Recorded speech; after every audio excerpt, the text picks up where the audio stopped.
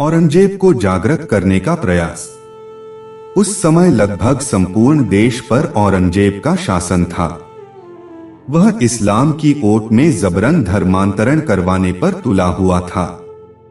यद्यपि औरंगजेब कुरान का बहुत बड़ा विद्वान था, फिर भी शरीयत के काजियों के दबाव में वह हिंदुओं के प्रति बहुत अधिक घृणा का भाव रखता था।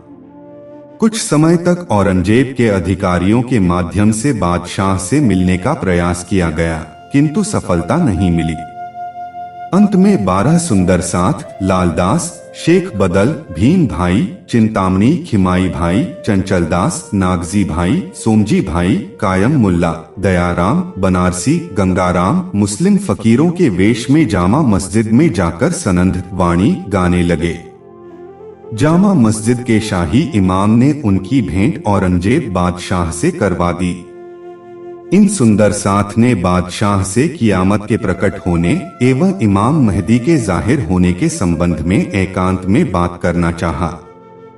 औरंगजेब स्वयं आंतरिक रूप से इमाम महदी से मिलने का इच्छुक था, किंतु शरीयत के दबाव में वह एकांत में मिल नहीं सका।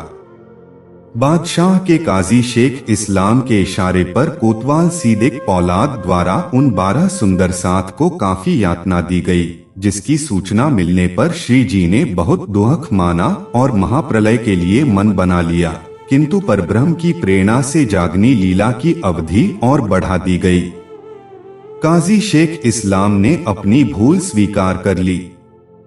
यद्यपि उसने स्पष्ट कहा कि आपके द्वारा दी गई कुरान की साक्षियों से हम यह स्वीकार करते हैं कि कियामत का समय आ गया है तथा इमाम महदी प्रकट हो गए हैं, किंतु हम इसे अभी जाहिर नहीं कर सकते, क्योंकि ऐसा होने पर इस्लामी शरीयत का राज्य समाप्त हो जाएगा। औरंगजेब भी इसी डर से श्री प्राणनाथ जी के चरणों में नहीं आ सका, क्योंकि उसे डर था कि यदि उसने ऐसा कर दिया तो शरीयत को चाहने वाले मुसलमान उसे ही मरवा देंगे।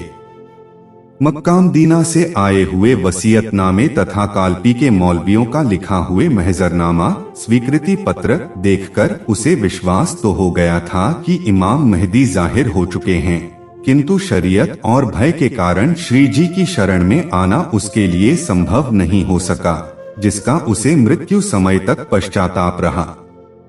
इसके अतिरिक्त मुगल साम्राज्य के पतन का रहस्य भी उसे मालूम हो चुका था।